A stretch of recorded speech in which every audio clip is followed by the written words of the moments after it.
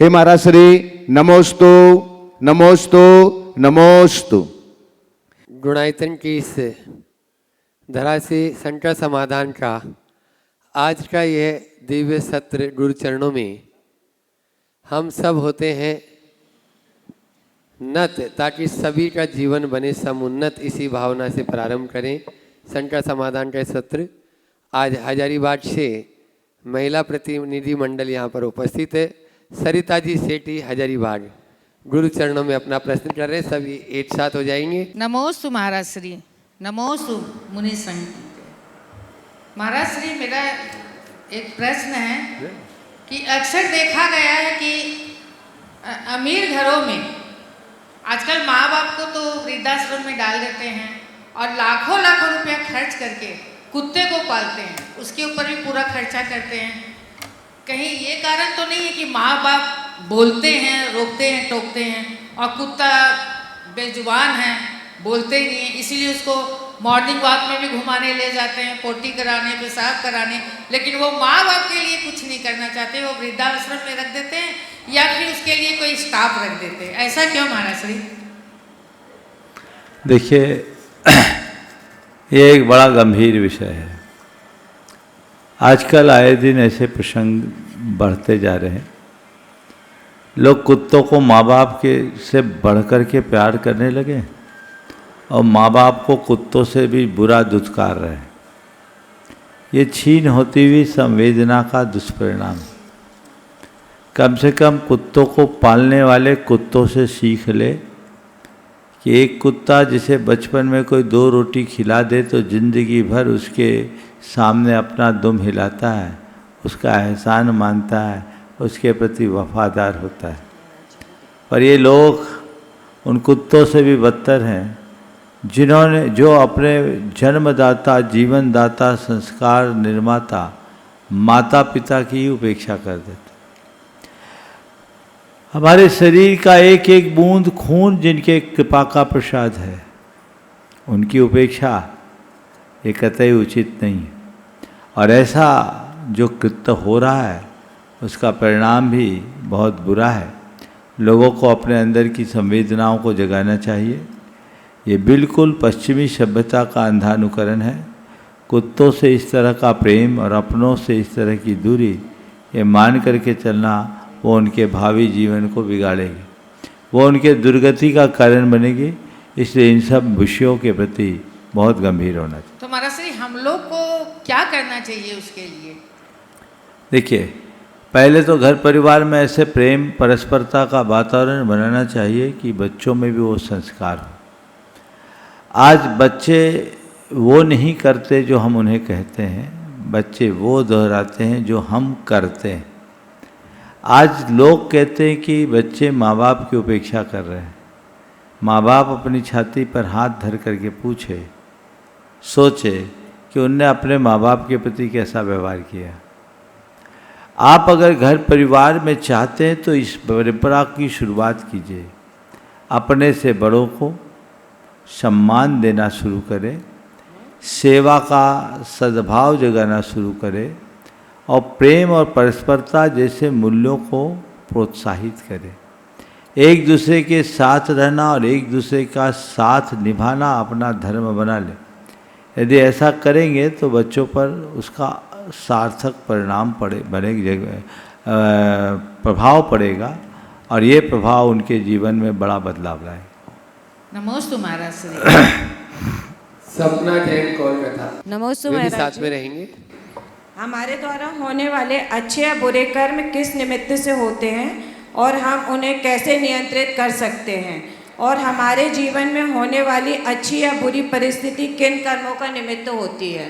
हमारे द्वारा होने वाले अच्छे बुरे कर्म 2 कारणों से होते हैं। शायद कर्म का मतलब हमारे द्वारा की गई क्रियाओं से है ना, जो हम प्रयत्न करते हैं। हमारे द्वारा होने वाले अच्छे बुरे कर्म के पीछे 2 कारण। पहला, हमारे पूर्व जन्म का संस्कार। जैसा हमारा पुराना संस्कार, कार्मिक संस्कार होता है, हमारे द्वारा वैसे अच्छे बुरे कर्म होते हैं। और इसके साथ दूसरा है वातावरण, हम किस एनवायरनमेंट में रह रहे हैं, वो हमारे अच्छे बुरे कर्म की परिणति को तय करते हैं। संस्कार से हमारी वैसी इच्छा बनती है और वातावरण से हमारा वैसा मनोभाव बन जाता है। इनके कारण व्यक्ति इस तरह के कृत्यों के लिए उत्साहित हो जाता है। हमारे जीवन में जो भी परिस्थितियां निर्मित होती है उनके पीछे कर्म एक बड़ा कारण है। कर्म के साथ अन्य संयोग भी उसमें निमित्त बनते हैं। यदि हम अपने अंतर मन को जगा कर रखें और अनुकूल द्रव्य क्षेत्र काल भाव का आश्रय लें तो ऐसी परिस्थितियों से हम काफ़ी हद तक बच सकते हैं। नमस्ते महाराज। डॉक्टर मुकेश जी के विषय प्रश्न है। नमोस्तु महाराज जी, मेरा प्रश्न आज की समाज पे छा रही गंभीर समस्या को लेकर है, जो हमारी आने वाली पीढ़ी को पथभ्रष्ट कर अधर्म की ओर ले जाती है। तो मेरा प्रश्न ये है कि हम धर्म की जानकारी तो लेते हैं, क्या अधर्म का ज्ञान भी हमें आवश्यक है कि अधर्म के ज्ञान से हम आने वाली पीढ़ी को पथभ्रष्ट होने से बचा सकें? बिल्कुल सही बात कह रहे हैं। मैं आपसे कहूँगा कि धर्म की जानकारी हमें कम हो चलेगा, पर अधर्म के प्रति हमें पूर्ण जागरूकता रखना चाहिए। मैं तो अक्सर कहता हूँ अधर्म नहीं करना ही हमारा सबसे बड़ा धर्म है। हम अपने आप को अधर्म से बचा कर रखें, धर्म हमारे जीवन में आ जाएगा। इसलिए हमें अपने बच्चों को इस बात का एहसास कराना चाहिए कि हमारे जीवन की सीमा रेखाएं क्या है, हमें क्या करना और क्या नहीं करना है। इस भावबोध को जगा देने से बदलाव आता है। चंद्रकांता जी जैन, मालपुरा, राजस्थान। गुरुचरण में अपना प्रश्न के लिए तैयार रहेंगे। नमोस्तु अनिल महाराज जैन, श्री। जयपुर। नमोस्तु महाराज श्री, नमोस्तु महाराज श्री। मंचासीन सभी मुनिराजों को नमोस्तु मेरा। महाराज जी, मूल नायक भगवान की वेदी में कौन सा यंत्र स्थापित किया जाता है? देखिए, मंदिर में मूलतः अचल यंत्र की तो अनिवार्यता है। किसी भी भगवान को जिन्हें हम स्थायी रूप से विराजमान करते हैं उनके नीचे अचल यंत्र स्थापित किया जाता है। इसके अतिरिक्त वेदी में कई तरह के यंत्रों की व्यवस्था लोग करते हैं, पर ऐसा कोई अनिवार्य नहीं कि सारे यंत्र रखे हैं। सिद्ध यंत्र और विनायक यंत्र प्रमुखता से रखे जाते हैं, बाकी प्रतिष्ठाचार्यों से पूछ करके रखना चाहिए। कुछ लोग जो मूल नायक हैं उन मूल नायक से संबंधित यंत्र भी रखने लगे हैं। 24 तीर्थंकरों के अलग अलग 24 यंत्र भी निष्पन्न हो गए, तो लोग उनको भी रखने लगे। तो ये विधि विधान के ज्ञाताओं से परामर्श लेकर के तय करना चाहिए। नमस्ते महाराज। नमस्तु गुरुदेव। अनिल जी जैन, जयपुर, राजस्थान। नमस्तु गुरुदेव, नमस्तु गुरुदेव, नमस्तु। वर्तमान परिस्थितियों में गृहस्थ में रहते हुए अनुकूल धर्म किस प्रकार पालन किया जा सकता है? गृहस्थ में रहते हुए अनुकूल धर्म कैसे किया जा सकता है? गृहस्थोचित कर्तव्यों का पालन करो। प्रथम चरण में देव पूजा, गुरुपास्ति, स्वाध्याय, संयम, तप और दान, ये जो 6 आवश्यक है इनका दृढ़ता से पालन करो। अष्टमूल गुणों को अच्छे से निभाएं। फिर आगे बढ़ते हुए व्रत संयम के क्षेत्र में बढ़ें। 12 व्रत का अभ्यास करें, 5 अनुव्रत, 3 गुणव्रत, 4 शिक्षा व्रत का पालन करें और स्वाकोचित कर्तव्यों को पूरा करते हुए आगे बढ़े। गृहस्थ धर्म पल गया। गुणाईचंद ट्रस्टी, फरीदाबाद से नेमीचंद जी जैन, गुरुचरणों में अपना प्रश्न कर रहे हैं। नमस्ते। और तैयार रहेंगे सो ज्योति नंद कुमार जी काचलीवाल, संभाजी नगर, महाराष्ट्र। नमस्ते गुरुदेव। मंचासीन सभी साधुओं को, साधु परमेष्ठियों को मेरा और मेरे परिवार की तरफ से मन वचन गाय से कोटान कोट नमस्तु। भगवान, मैंने स्वाध्याय के बीच में कई बार लोगों को जो थोड़ा अभी नए स्वाध्यायी हैं तो स्वचतुष्टय और अनंत चतुष्टय में वो क्लैरिफिकेशन नहीं कर पाते, और मैं उनको थोड़ा सा जैसे अपने हिसाब से कोई कोशिश करी, पर मेरे को भी थोड़ा उतना मैं क्लैरिफाई एक्सप्लेनेशन नहीं कर पाया।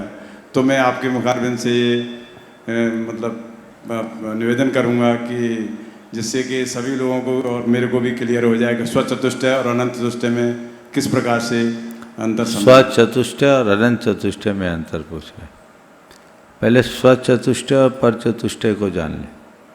बेहतर हो ये मध्याह्न की कक्षा में सवाल करते तो ज़्यादा उपयोगी होता, क्योंकि ये विषय बड़ा गूढ़ है। फिर भी मैं आपको समझाता हूँ।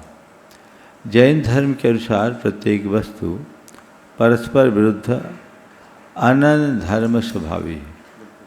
हर वस्तु में परस्पर विरोधी अनंत गुण धर्म है। जो चीज़ें हमें जिस रूप में दिखती है वैसी ही ऐसा नहीं है।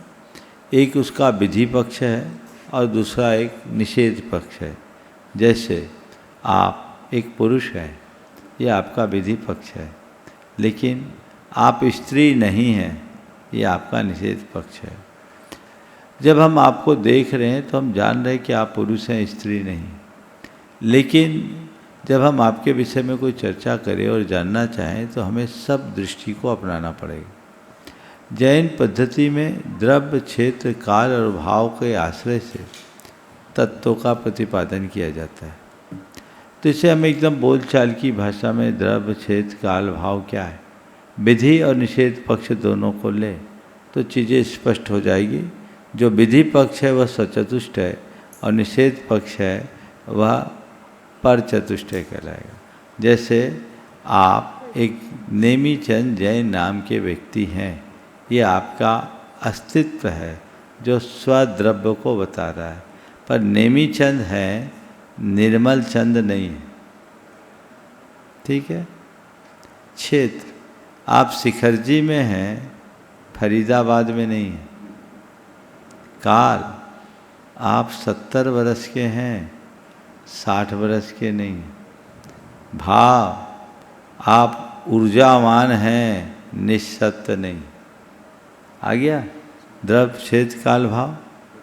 तो ये विधि और निषेध पक्ष दोनों को रखकर जो विधि पक्ष है वह सचतुष्टय कहलाता है और निषेध पक्ष है वो परचतुष्टय कहलाता है।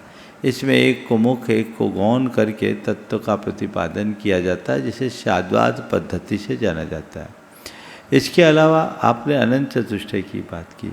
अनंत चतुष्टय अनंत दर्शन, अनंत ज्ञान, अनंत सुख और अनंत वीर, जो सर्वज्ञ परमात्मा को केवल ज्ञान होते ही प्रकट होता, उसका संबंध है।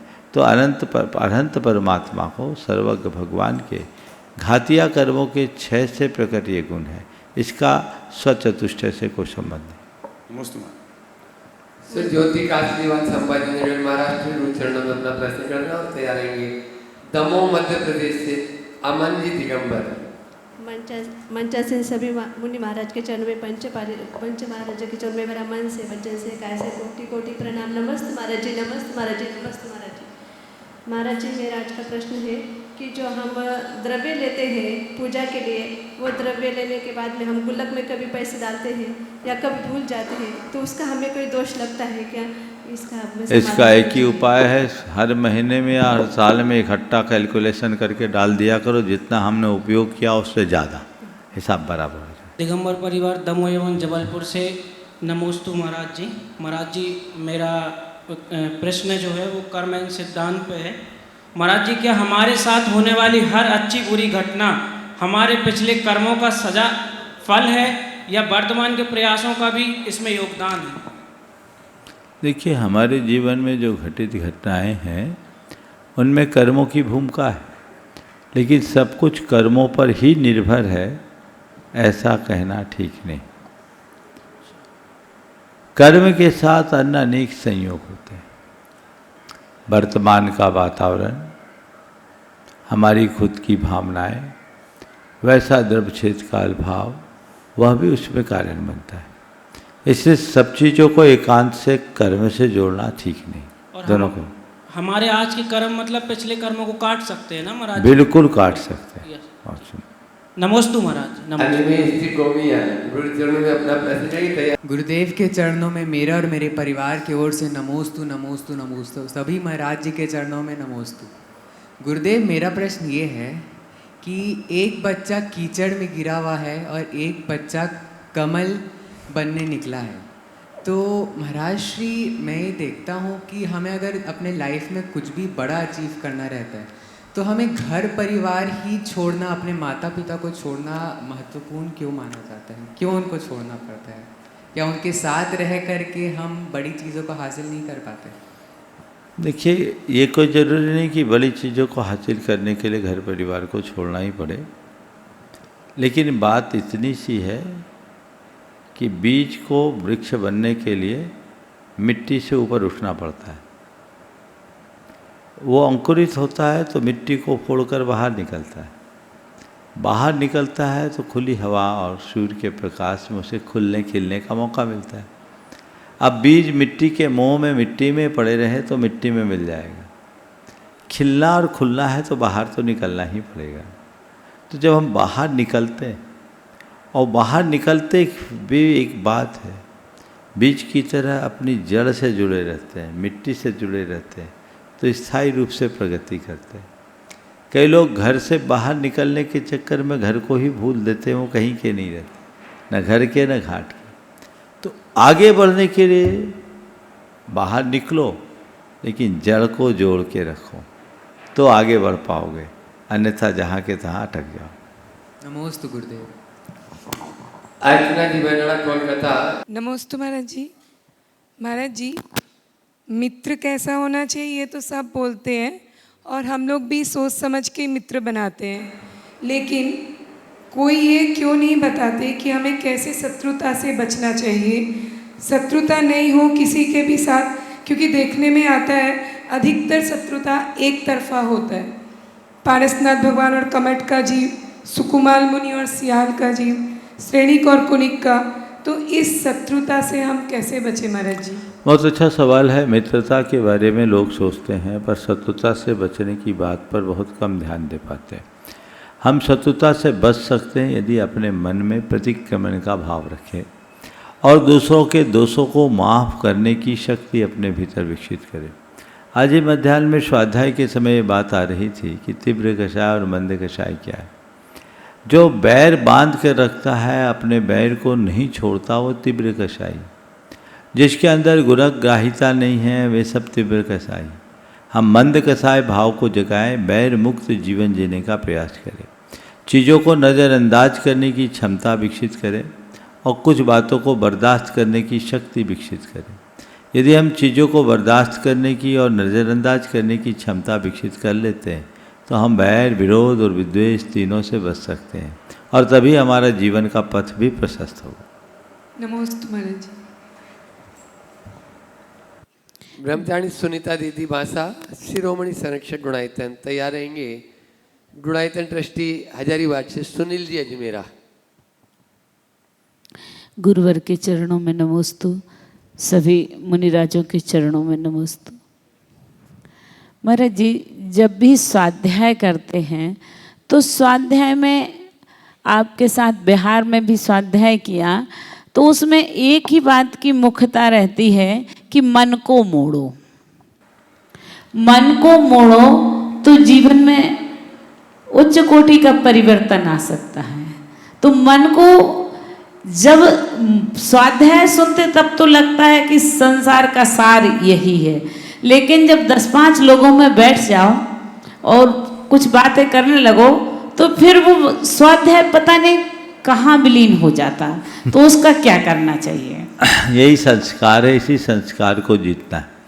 जो बातें हम स्वाध्याय में करते उसको बार बार दोहराओ और जब मन इधर उधर भागने लगे तो वापस मन को मोड़ो अपने स्वाध्याय में सीखी हुई बातों के साथ। स्वाध्याय का असर हम पर दीर्घकालिक इसलिए नहीं पड़ता क्योंकि हम एक बार सुनते और सुन के रह जाते हैं।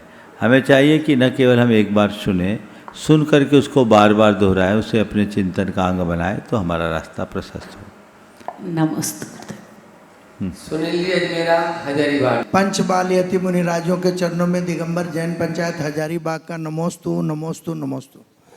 गुरुदेव, आज के युग में हम लोग बोलते हैं कि माता पिता को लोग वृद्धाश्रम में भेज देते हैं, लेकिन आज हम लोग ये नहीं देखते कि हम अपने बच्चों को संस्कार कैसा दे रहे हैं।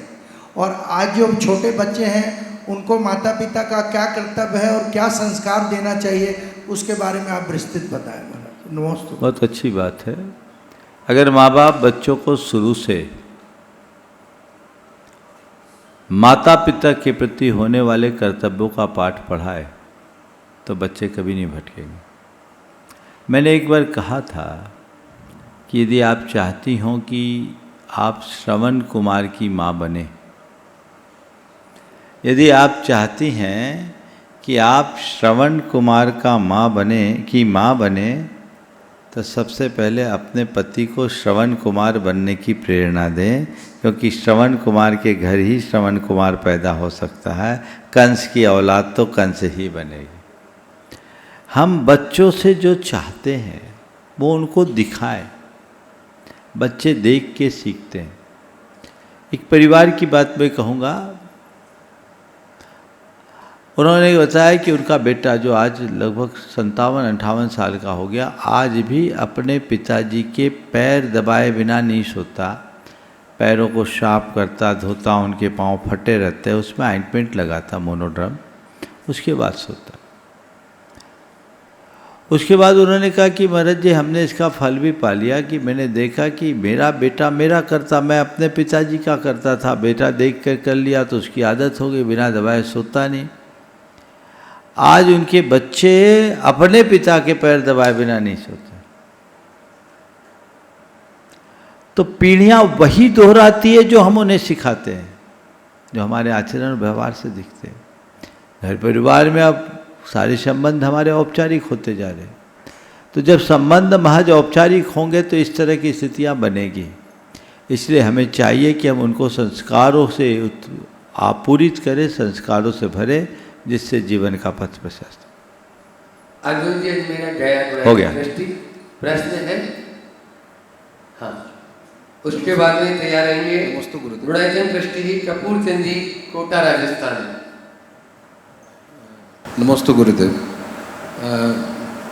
गुरुदेव हम लोग जो नमोकार मंत्र पढ़ते हैं उसमें लास्ट में ओम ह्रीं सम्यक चारित्राय नमः भी बोलते हैं, कई बार मुंह से निकलता है और कई बार सम्यक चारित्र्यभ्यो नमः भी निकलता है, तो उसमें सही?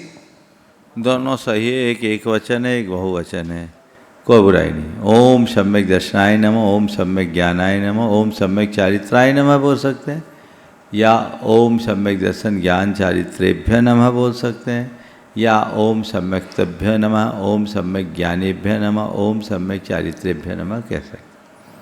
बहुमान के अर्थ में बहुवचन का प्रयोग किया जा सकता है। गुरुदेव आजकल लोग घर के मुख्य द्वार पर नमोकार मंत्र की वो लिखी हुई फोटो कोई बुराई नहीं लगा देते हैं, उसमें अच्छा, कोई दोष तो नहीं? लगाना चाहिए, उससे नकारात्मकता खत्म होती है। नमस्ते।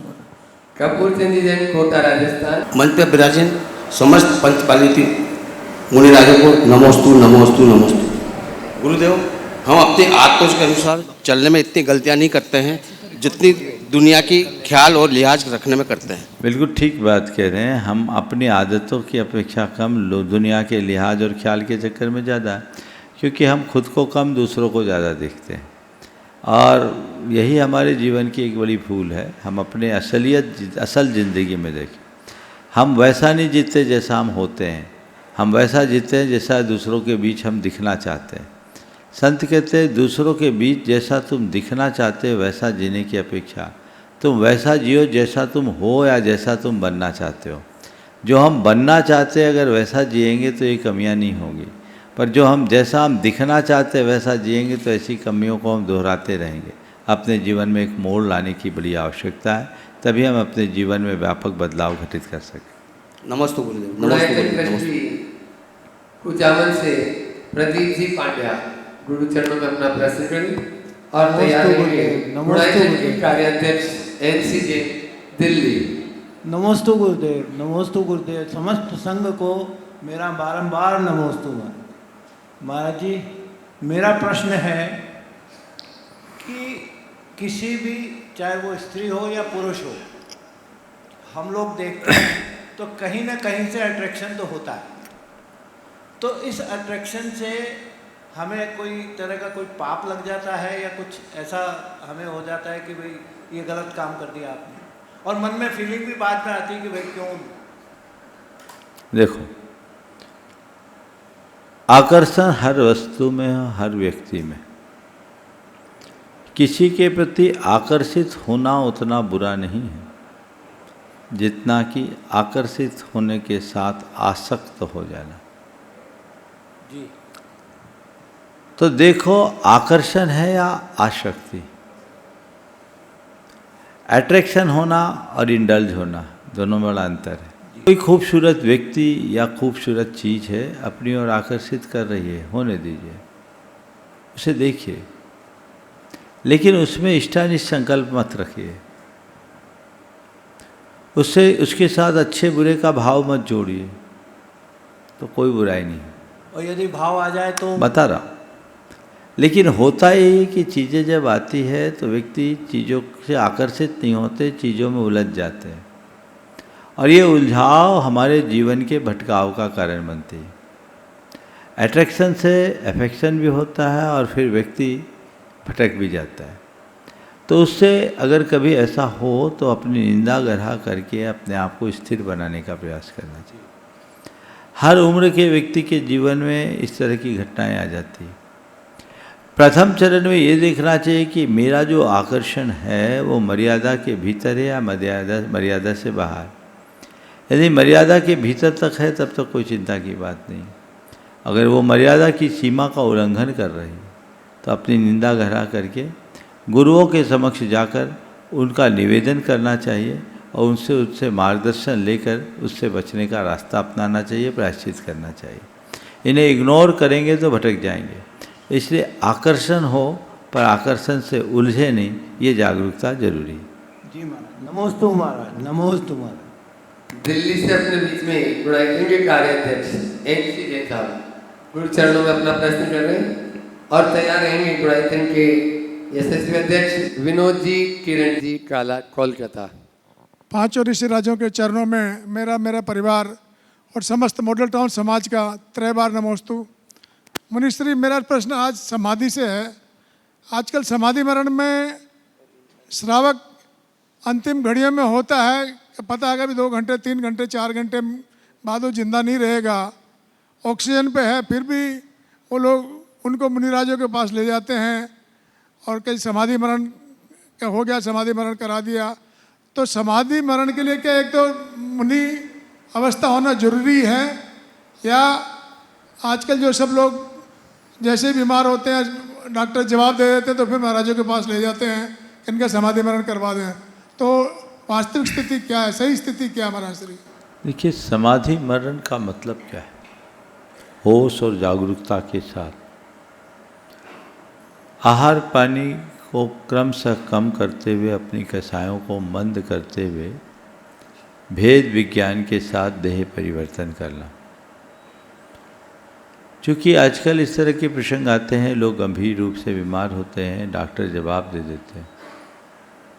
उस घड़ी में भी यदि कोई के समाधि मरण की बात हो तो उसे बुरा नहीं कहा जा सकता, बशर्ते वो विधि पूर्वक। जिस समय वो लेकर आए उस समय उनको होश होना चाहिए। होश की दशा में उनको धीरे धीरे नियम व्रत देकर उनकी मोह आसक्ति को खत्म करके मेडिकल के सपोर्ट सिस्टम को हटाकर अंतरात्मा को जगाते हुए उनकी समाधि की प्रक्रिया की जा सकती है, करना भी चाहिए। लेकिन कई बार ऐसी स्थिति में तुरंत डॉक्टर ने जवाब दे दिया, थोड़ी थोड़ी सांसें बची है और उनके कपड़े उतार दिए, पीछे कमंडल बना दे, पकड़ा दिए, उनको मुनि महाराज बना दिए। ये चीज़ ठीक नहीं। उन्हें दीक्षित तभी करना चाहिए जब दीक्षा की घड़ी में वे अपने पाँवों के बल पर चर्या करने में समर्थ। आचार्य महाराज हमेशा कहते थे जिस समय दीक्षा दी जा रही है उस समय वो चलने लायक हो। चलकर अगर मुनि दीक्षा दे रहे तो खड़े होकर आहार लेने की स्थिति में, तब तो आप उनको दीक्षा दीजिए। क्षुल्लक दीक्षा, ऐलक दीक्षा, मुनि दीक्षा, आरिका दीक्षा, क्षुल्लिका दीक्षा तभी देना चाहिए। अगर ऐसी अवस्था नहीं है तो आप उनको 10 प्रतिमा तक के व्रत दे सकते हैं। गुरुदेव हमेशा ऐसा ही कहा करते थे। और 10 प्रतिमा के व्रत से भी बहुत कुछ काम हो सकता है। केवल कपड़े उतारने से मुनिपना नहीं होता, उनका होश होना चाहिए, जागरूकता होना चाहिए। होश और जागरूकता के साथ क्षमापना करते हुए व्रतों को अंगीकार करें तो रास्ता खुलता है। श्रीमती किरण जी महाराज श्री मुनिश्री सौम्य सागर और निश्चल सागर जो अभी दिल्ली में विराजमान है, उन्होंने नमोस्तु भेजा है। और ठीक है। महाराज श्री एक दुखद सूचना और मैं देना चाह रहा हूँ, बहुत ही ज़्यादा दुखद सूचना है। आज दोपहर में हमारे गुणायतन के शिरोमणि सदस्य श्री सुधीर जी पाटनी, इंदौर निवासी, उनका ऐसे में निधन हो गया। बड़ी दुखी की घटना है और उनका आपके प्रति और गुणायतन के प्रति बहुत लगाव था, आपके प्रति बहुत श्रद्धावान थे और वो गुणायतन में कुछ करना भी चाहते थे और उन्होंने कुछ उस प्रक्रिया को प्रारंभ भी कर दिया था। ऐसी अवस्था में उनका चले जाना 55-56 साल की आयु में बड़ा दुखदाई प्रसंग है आज का हमारा श्री। तो मैं चाहूँगा मुनि श्री आपका एक बार आशीर्वाद उस परिवार को मिले और ऐसी घटना आपके संज्ञान में है तो ऐसी घटनाओं से कैसे बचें? देखिए, आज जो आपने जिस घटना का उल्लेख किया है, मध्याह्न में मेरी जानकारी में आया, मैं सुनकर स्तब्ध रह गया। ये एकदम स्तब्ध कर देने वाली घटना। सुधीर भाई को मैं जानता हूँ, बहुत ही ऊर्जावान, उत्साही, कर्मठ, लगनशील और समर्पित व्यक्तित्व के धनी थे। वे दोनों सपत्नीक मेरे पास अनेक बार आए। चातुर्मास में उनका बहुत ही अच्छा योगदान रहा, सहभागिता रही। शांति निकेतन में उनके घर में आहार भी हमारे हुए। बहुत उदार चित्त और मिलनसार व्यक्तित्व के प्रति प्रवृत्ति के धनी थे। पता नहीं ये घटनाक्रम किस तरीके से घटा, इस पूरे के पूरे घटनाक्रम से मैं स्तब्ध हूँ। पहले तो मैं पूरे परिवार को कहूँगा कि इस घटना को, अब जो घटना घट गई, इसे सहन करें। भगवान से प्रार्थना करता हूँ कि सुधीर जी जहाँ भी हैं उनकी आत्मा को शांति मिले, वे धर्म के मार्ग में लगे रहे। अब ऐसी घटनाओं को स्वीकार करने के अलावा हमारे पास और कोई दूसरा उपाय तो है ही नहीं, इसलिए इन घटनाओं को स्वीकार करना चाहिए। मैं पूरे परिवार को बहुत बहुत आशीर्वाद देता हूँ कि विपत्ति में धैर्य का आलम्बन ले। उनके बच्चे भारत से बाहर थे, उनके बच्चे भी स्थिरता और शांति को प्राप्त करें। पूरे परिवार को मेरा आशीर्वाद है। इंदौर समाज भी इससे बहुत आहत है। उनके मन में बड़ा उत्साह और उमंग थी। वे बहुत कुछ करना चाहते थे, जैसा आपने बोला, पर विधि का विधान कुछ और था। आज वो अपने बीच से चले गए। लेकिन एक बात, इस पूरे घटना की पृष्ठभूमि तो मुझे नहीं पता, लेकिन जितनी बातें मुझे जानकारी में आई उस आधार पर मैं एक बात आप सबसे कहना चाहता हूँ। व्यक्ति को सत्संग का प्रेमी बनना चाहिए और सत्संग को केवल सुनना नहीं चाहिए, उसे गुनना चाहिए। चीज़ों को नज़रअंदाज करने और बर्दाश्त करने की शक्ति विकसित करनी चाहिए। आजकल लोग बड़े असहनशील हो रहे हैं और थोड़ी थोड़ी बातों से तीखी प्रतिक्रियाएं हो जाती हैं, और ऐसी प्रतिक्रियाएं जब सामने आती है तो इस तरह की घटनाएं घट जाती हैं।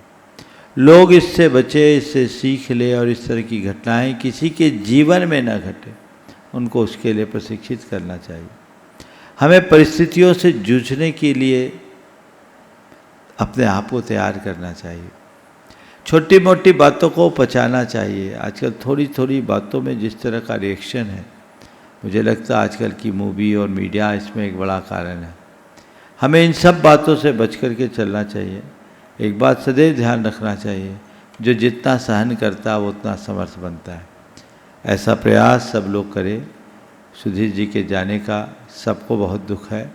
निश्चित इस तरह का तेजस्वी और एक समर्थ युवा अपने बीच से चला गया। तकलीफ तो सबको होती है, लेकिन इसको स्वीकारने के अलावा और कोई रास्ता नहीं है।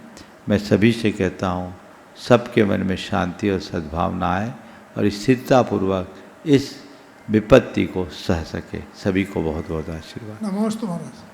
श्रीमती किरण जी विरोधी काला, कोलकाता। नमोस्तु गुरुवर। मंच पर आसीन सभी महाराजों के चरणों में कोटिशः नमोस्तु। महाराज श्री, आज के स्वाध्याय में दोपहर के सत्र में आपने जो स्वाध्याय सामने रखा था और उसके थ्रू जो बातें हम कुछ कानों में पड़ी, तो वो एक जीवन का सार सा उसमें शामिल हुआ सा लगा कि जिस मनुष्य की या जिस इंसान की जितनी ज़्यादा विषयाभिलाषाएं तीव्र होती हैं वो मनुष्य उतना ही ज़्यादा कसाई या अपने पथ जो पाना चाहता है उससे कोसों दूर रहता है। यह सच है महाराज श्री की जो जितना विषयाभिलाषी में तीव्रता होती है उतनी ही उसकी कषाएँ भी तीव्र होती हैं। तो ये तो एक संस्कार इस तरह के पड़ जाते हैं कि चाहते हुए भी हम उसको समय पर उतना नहीं दबा पाते जितना कि हमें उसका शोधन करना चाहिए। जैसा कि आपने अपने शब्दों में बताया कि हमें उनका शोधन करना चाहिए, क्योंकि वो तो जो हैं वो तो हैं, पर उसका एक ही उपाय है कि उसे दबा करके रखो या शोधन करो, या उसका शोधन ही शब्द कह सकते हैं, शोधन करना चाहिए। तो महाराज श्री इसके लिए आप नेक्स्ट स्टेप क्या बताते हैं कि वो शोधन कैसे करना चाहिए? देखिए, विषयाभिलाषा हर प्राणी की एक बड़ी दुर्बलता है और ये बात सत्य है। आज दोपहर के स्वाध्याय में यही आए कि जितनी अधिक विषयाभिलाषा होती है हमारे अंदर की कषाय उतने तीव्र होते हैं। अपने कषायों को कम करने के लिए विषयाभिलाषा खत्म करना है और विषयाभिलाषा को नष्ट करने के लिए मन में वैराग्य का भाव जगाना है ताकि हमारा मोह नष्ट हो। वैराग्य का भाव तब जगता है जब चीज़ों की निस्सारता को हम समझने लगते हैं। किसी भी वस्तु या व्यक्ति के प्रति हमारे हृदय में आकर्षण तभी तक लगता है जब तक रहता है जब तक हम उसकी वास्तविकता को नहीं जानते, वो चीज़ें हमें अच्छी लगने लगती है।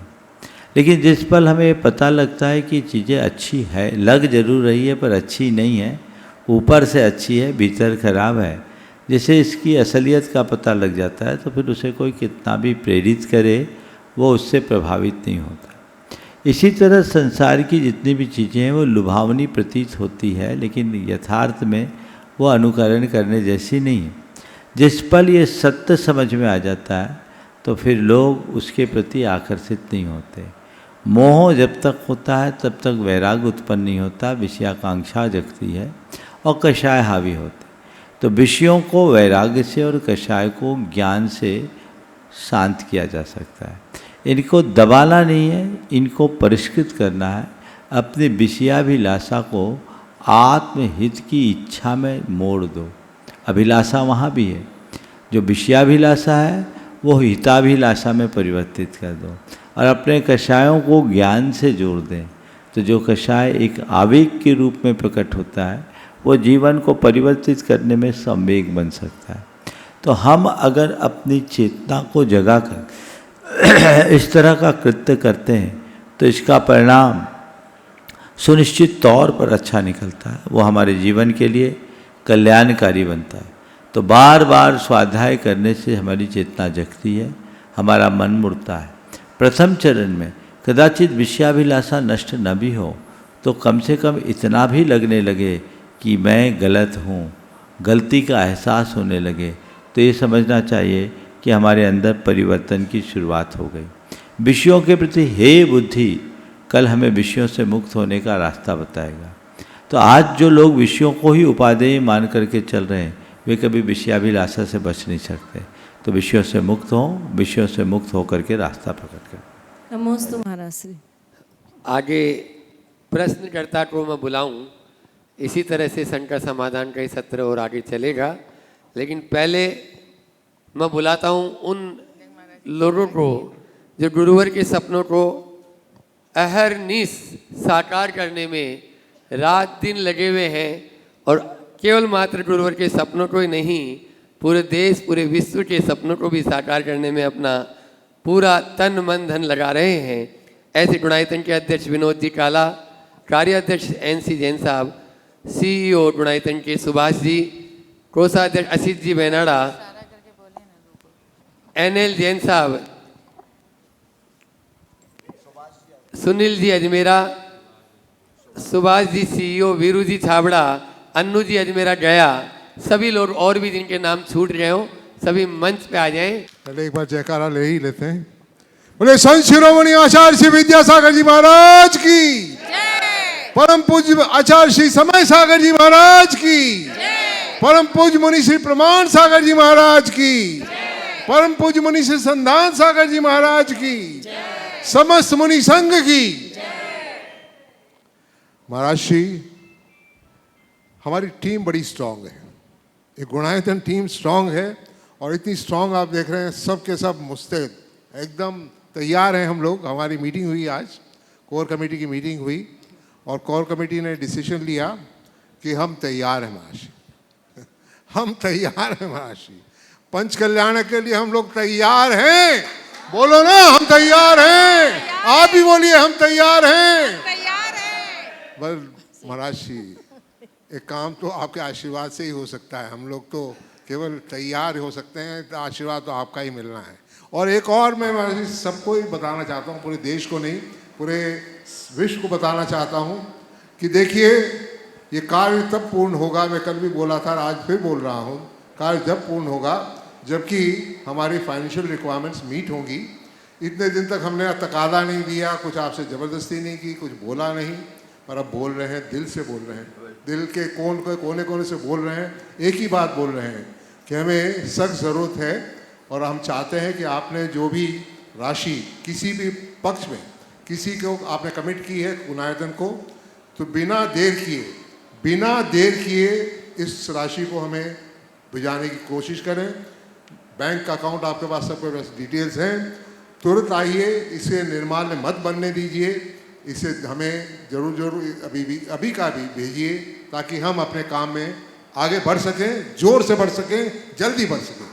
महाशय आपसे बस, महाशय दिल से बोल रहे हैं, महाशय हम सब बोल रहे हैं ना भाई, बोल रहे हैं महाशय, सब के सब बोल रहे हैं कि हम तैयार हैं महाशय, अब आपका मार्गदर्शन चाहिए। ओम, आप लोग तैयार हों, हम भी तैयार, लेकिन गुणायतन अभी तैयार नहीं दिख रहा है।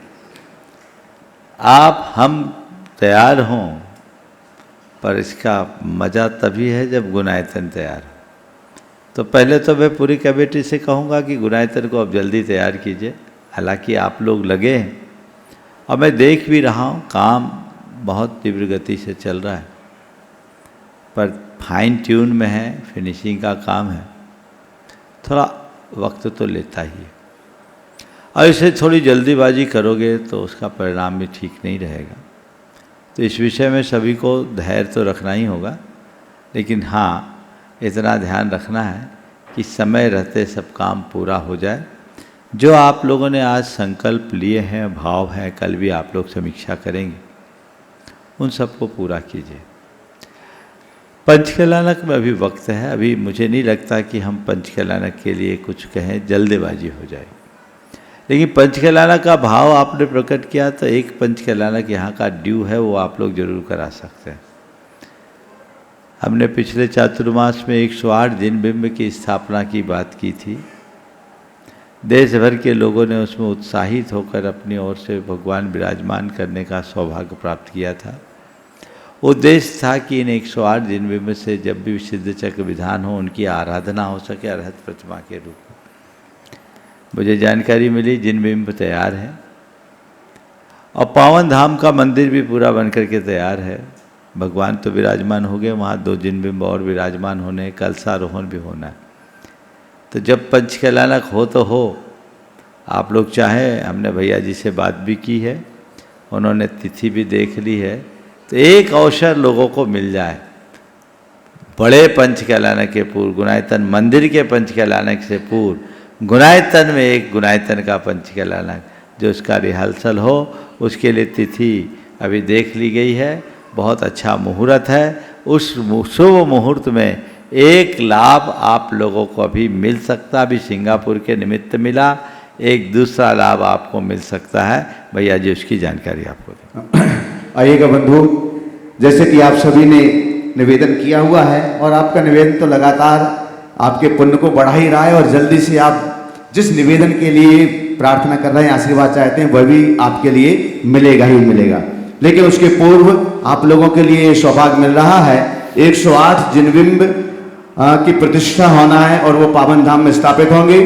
और बंधु वो बड़ा सौभाग्य है, क्योंकि वे 108 जिनबिंब वे हैं जिनको हमेशा विराजित करके सिद्धों की आराधना का सौभाग्य आप सबको लोगों के लिए मिलेगा। और महाराज श्री के पावन श्री चरणों में प्रार्थना की गई है कि ये छोटे छोटे अभी रिहर्सल के रूप में बड़े पंच कल्याणक के लिए, और उसके लिए 25 जून से 30 जून तक की तिथि सुनिश्चित की गई है।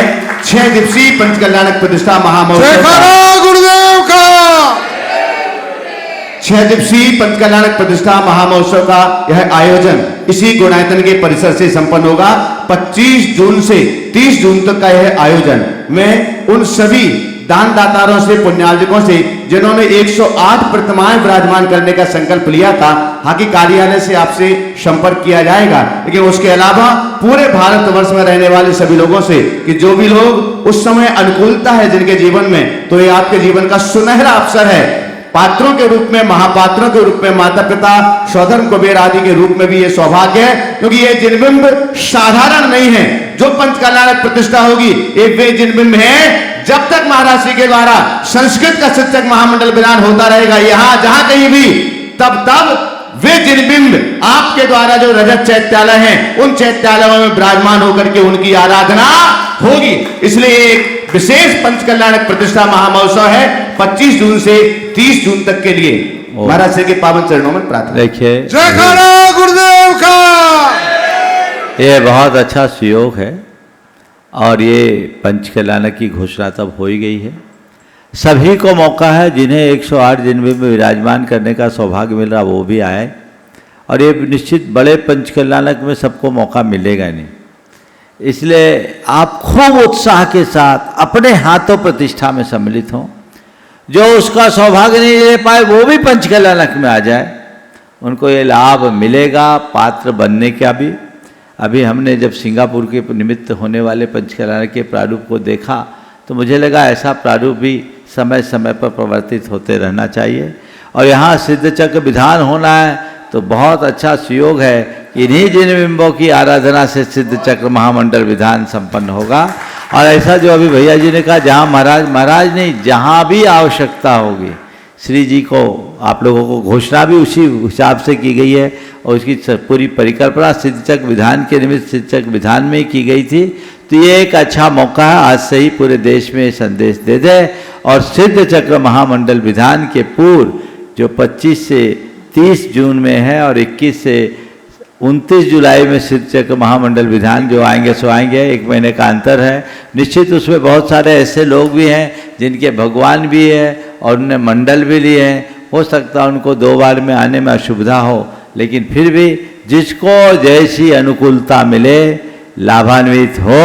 और ये तो मौके हैं, अच्छे मौके, जहाँ से मिल जाए उसका लाभ लेना चाहिए, क्योंकि समय की अनुकूलता उसी में है। इसलिए आज से ये खबर सब जगह पहुंचा दे कि एक अपूर्व पुण्य लाभ का मौका सबको प्राप्त हो रहा है। हम पंचकल्याणक की पूरी प्रक्रिया में सहभागिता देकर अपना मार्ग प्रशस्त कर सकें, अपने जीवन का कल्याण कर सके। जी, मेरा प्रश्न है कि आजकल बड़े बड़े शहरों में सभी सोसाइटियों में रहते हैं, तो सोसाइटी में तो सारे पर्व मनाए जाते हैं, गणेश चतुर्थी हुआ, नवरात्रि हुआ, ये सब। तो उन पर्वों में हम लोगों को इनवाइट किया जाता है, तो हम लोग जाएं या न जाएं? जाते हैं तो भी मन नहीं मानता जाने को, लेकिन न जाएं तो वो भी सोसाइटी में रहने से अच्छा नहीं लगता। बहुत सारी क्रियाएं हैं, आप लोगों को अपने विवेक से करना चाहिए। ऐसे जाए और संजय जी का आशीर्वाद कोलकाता। समय हो गया, मंच पर सभी गुरुओं को सादर नमन, वंदन। भारत से एक छोटी सी जिज्ञासा है, थोड़ा जल्दी। एक अंतस की ध्वनि को कैसे सुने और समझने, उसके लिए प्रयास क्या है? एक बहुत सरल सा प्रयास है, दोनों कान में उंगली डालो, कुछ देर मौन रहो और अपने कान की ध्वनि को सुनने का अभ्यास करो कुछ दिन के लिए। और एकदम निश्चेष्ट आती जाती सांसों को देखिए। विचार आ रहे हैं तो विचारों में बहे मत, उनके केवल दृष्टा बने। आपको एक अच्छा लाभ होगा। समय हो गया है, नंबर आपका छपते छपते आया है। ये सवाल खड़े रखें, फिर इस पर चर्चा करेंगे। बोलिए अहिंसा परमो धर्म की।